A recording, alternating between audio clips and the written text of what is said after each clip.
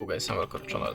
Today I'm going to show you how you can manage Google Play subscriptions on your Motorola Moto G32. So in the first step, open the Play Store.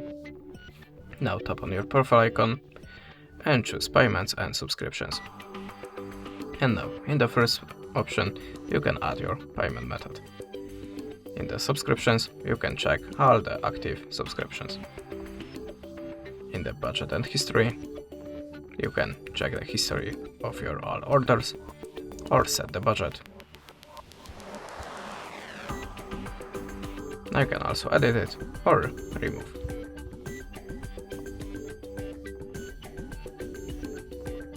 In the last one, you can use your redeem code. That's it.